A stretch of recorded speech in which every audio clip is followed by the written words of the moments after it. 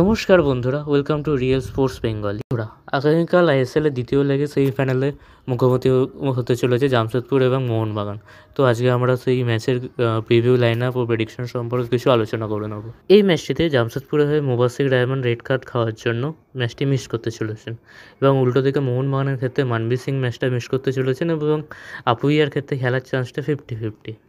অন্যদিকে ম্যাচটি জামশেদপুরের স্টেডিয়ামে হোম গ্রাউন্ডে হওয়ায় আমরা একটি হাড্ডাহাড্ডি ম্যাচ উপভোগ করতে চলেছি, কারণ জামশেদপুর তাদের হোম গ্রাউন্ডে রেকর্ড অত্যন্ত ভালো। লিগ স্টেজে জামশেদপুর এবং মোহনবাগানের দ্বিতীয় ম্যাচটিতে জামশেদপুর 1-1 গোলে মোহনবাগানের সাথে ড্র করে। উল্টো দিকে মোহনবাগান অনেকদিন পর ম্যাচ খেলতে নামার জন্য জামশেদপুর চেষ্টা করবে প্রথম 15 মিনিটের মধ্যে অ্যাটাক করে গোল তুলে নেওয়া, অথবা তারা কাউন্টার অ্যাটাকিং বেস ফুটবল খেলতেই বেশিরভাগ সময় পছন্দ করে। টিমের বেঞ্চের শক্তির দিক দিয়ে দেখতে গেলে দেখা যাবে মোহনবাগানের বেঞ্চের শক্তি জামশেদপুরের তুলনায় অনেক গুণ বেশি। তবে আমাদের ভুলে গেলে চলবে না যে জামশেদপুরের কোচ হলেন খালিদ জামিন, যিনি একটি কম বাজেটের টিম নিয়েই এত দূর অবধি তার টিমকে নিয়েছে। আর এটা তার প্রথম ক্ষেত্রে না, এর আগেও তিনি শিলং লাজংয়ের হয়ে এবং নর্থ ইস্ট ইউনাইটেডের হয়ে এই কাজটি আগে করিয়ে দেখে। এই ম্যাচে কয়েকটি কি ব্যাটেলের মধ্যে উল্লেখযোগ্য হলো Jamie McLaren Dimitri Petratos versus Steven Eze, উল্টো দিকে Alberto Rodriguez Martin, Tom Aldred বনাম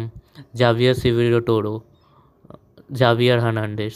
এছাড়াও এই ম্যাচে দুটি কোচের ট্যাকটিক্যাল ব্যাটারের উপরও আমাদের নজর দিতে হবে, জোসে মলিনা বনাম খালিদ জামিল। জামশেদপুর যেহেতু কাউন্টার অ্যাটাকিং বেস ফুটবল খেলতে পছন্দ করে, তাই আমরা বেশিরভাগ সময় দেখব যে মোহনবাগানের কাছে বল পজিশন বেশি আছে। মোহনবাগানকে চেষ্টা করতে হবে যত তাড়াতাড়ি সম্ভব গোলটা তুলে নিয়ে একটি লিড ধরে রাখা, কারণ আমরা এর আগেও দেখেছি যে জামশেদপুরকে ম্যাচের শেষে গোল করে ম্যাচের রূপ পরিবর্তন করে দিতে। উল্টো দিকে মোহনবাগানের এই আজকের ম্যাচে কয়েকটি গুরুত্বপূর্ণ কি প্লেয়ারের দিকে নজর রাখতে হলে সেই প্লেয়ারগুলো হলো লিস্টন কোলাসো, বিশাল ক্যায়েত, অ্যালবার্তো মার্টিন, গ্রেগ স্টুয়ার্ট। যেহেতু আজকের ম্যাচে মানবীর সিং অ্যাভেলেবেল থাকবে না, তাই অ্যাটাকের মূল দায়িত্বটা লিস্টন কোলাসোর কাঁধেই রাখতে হবে, এবং লিস্টন যদি আজকের ম্যাচে ফুল ফর্মে থাকে তাহলে মোহনবাগানে জেতা কেউ আটকাতে পারবে না। অন্যদিকে মাঝমাঠে আপুইয়া আনঅ্যাভেলেবেল থাকায় অনিরুদ্ধ থাপার কাজটি অনেক গুরুত্বপূর্ণ হতে চলেছে। মিড চ্যানেলে একটা কানেকশান ক্রিয়েট করা, যাতে গ্রেগ স্টুয়ার্ট ও দীপক নাংনির মধ্যে একটা কানেকশান তৈরি হতে পারে, সেই কাজটি অনিরুদ্ধ থাপার ওপর দিতে হবে।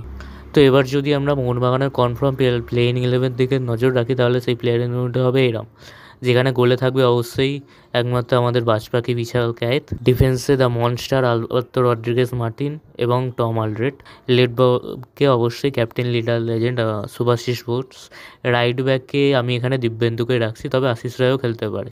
অন্যদিকে মাঝব্যাকের দিকে লক্ষ্য করলে দেখা যাবে দুটো সেন্ট্রাল ডিফেন্সিভ মিডফিল্ডার, যেখানে অবশ্যই দীপক টাংরি এবং অনিরুদ্ধ থাপার, এবং অ্যাটাকিং মিডিয়ার উপরে গ্রেগ স্টুয়ার্ট। রাইট চ্যানেলে আমরা দেখতে পেতে চলেছি লিস্টন কোলাসোকে, এবং লেফট চ্যানেলে আমরা দেখতে পেতে চলেছি আশিস রায় অথবা শাহাল আব্দুল সামাদকে। হয়তো শাহাল আব্দুল সামাদের খেলার চান্সটাই বেশি আছে, এবং আমাদের স্ট্রাইকারে থাকতে চলেছে the one and only Australian legend, Australian GOAT Jamie Maclaren. এছাড়াও সাবস্টিটিউটস হিসাবে Dimitri Petratos, Jason Cummings, Ashique Kuruniyan গুরুত্বপূর্ণ ভূমিকা পালন করতে পারে। এবার যদি ম্যাচের প্রেডিকশনের দিকে আসা যায়, তো আমার মতে এই ম্যাচটা একটি খুব ক্লোজ ম্যাচ হতে চলেছে, যেখানে দুটো টিমই খুব সামলে ফুটবল খেলে অ্যাটাক করতে যাবে, বিশেষ করে জামশেদপুর। তাই এই ম্যাচের প্রেডিকশনের দিক থেকে দেখলে আমার মনে হয় এই ম্যাচে মোহনবাগান 3 ও জামশেদপুর 1 এই স্কোর লাইনে ম্যাচটি শেষ হতে চলেছে। ও ম্যাচে গোল করতে পারে জেমি ম্যাকলারেন, দিমিত্রি পেত্রাতস ও লিস্টন কোলাসো।